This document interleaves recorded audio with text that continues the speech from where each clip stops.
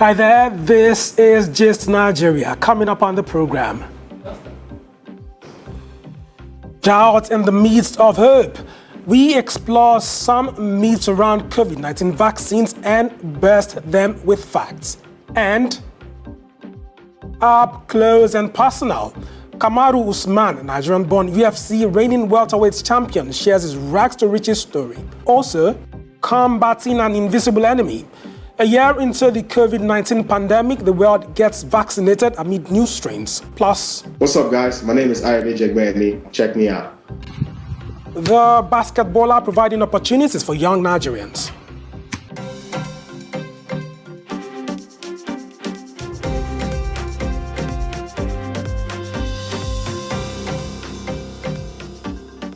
Welcome to Gist Nigeria from the BBC and Channels Television, where we bring you the stories making the rounds on social media.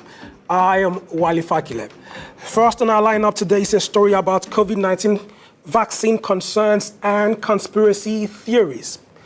Since Nigeria rolled out the first dose of AstraZeneca vaccine 2 weeks ago, some Nigerians have continued to doubt if the vaccine would not potentially compromise their health. In this report, Gist Nigeria's Ajoke Ulotse speaks with experts about the conspiracy theories.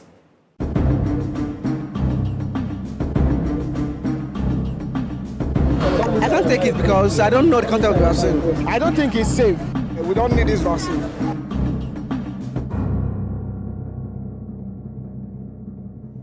$160,000 infected persons, more than 2,000 deaths, and over a year of struggle to combat COVID-19.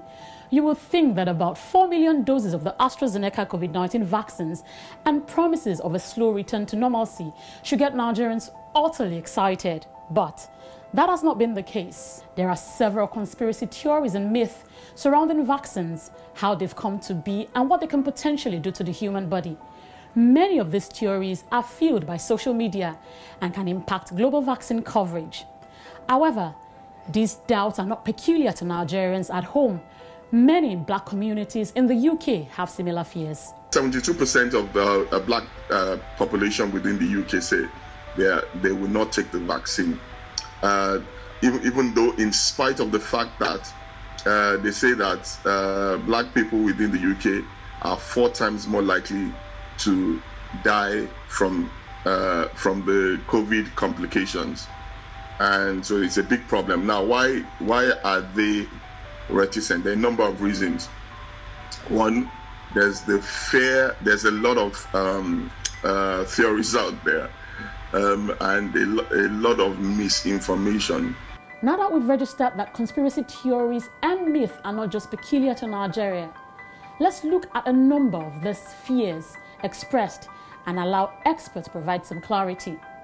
It was noted that there was an instruction, a leaflet instruction on the vaccine, that it is not to be used in the EU, in America, South America, and some specialized Asian countries. So what is the motive behind that instruction? Is it that the climatic effect of Africa will influence the safety of the vaccine? Or is there a motive behind the production of that vaccine for the African black man particularly? Conspiracy theory number 1. Are the COVID-19 vaccines made especially for Africans? If it's labeled not to be used in the EU, it means you shouldn't find it in the EU being used at all. Or not to be used elsewhere at all means this is meant for Africa. Otherwise, if it's not done like that, it can easily be diverted. And then they will take everything and we'll be here having nothing. So it's not because it's made of different standard or it contains other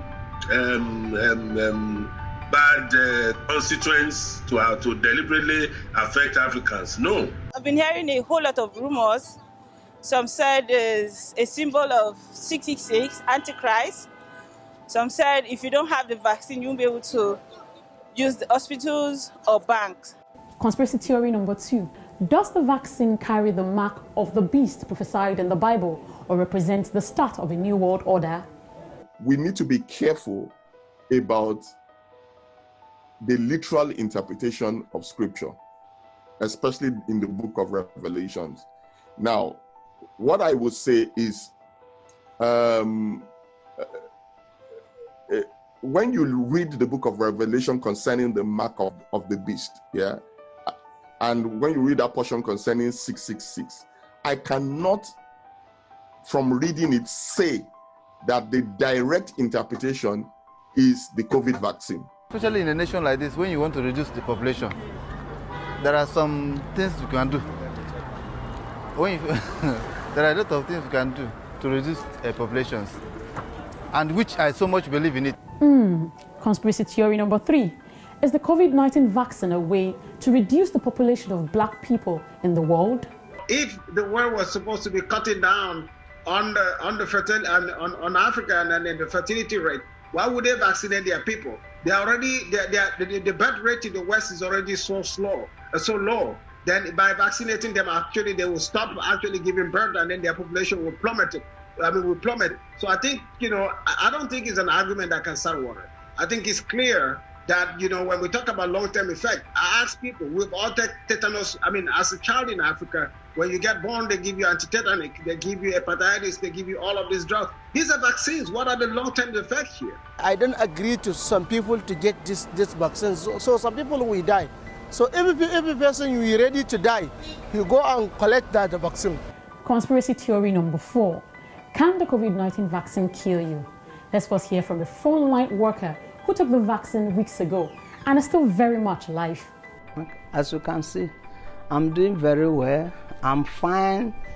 There's no any adverse reaction since I took the vaccine. So there's no problem. In fact, I encourage Nigerians to, be encouraged to go for the vaccine. There's nothing, no adverse reaction, except maybe for some people that will say maybe they have headache, maybe they are tired before they took the injection. But as for me, since I took for the vaccine, there is no issue at all. As scientists, we want to do this thing to kill people. We are doing it to save lives and not to destroy lives. Now, some of the concerns shared about the safety of COVID-19 vaccines may be legitimate. Just recently, Ireland, Netherlands, Norway, Denmark suspended the rollout of the AstraZeneca vaccine, citing concerns about blood clots and pulmonary embolism. But the UK's Medicine and Healthcare Product Regulatory Agency backed the World Health Organization's claim that there is no evidence to suggest the jab causes clots. So, just how safe is the AstraZeneca vaccine that we have in Nigeria at the moment? What they talk about a lot more are issues of clotting abnormalities. And of course, DVT and pulmonary thromboembolism also occur in some individuals who may have had background risk factors and who may also have had the fortune of taking the vaccine.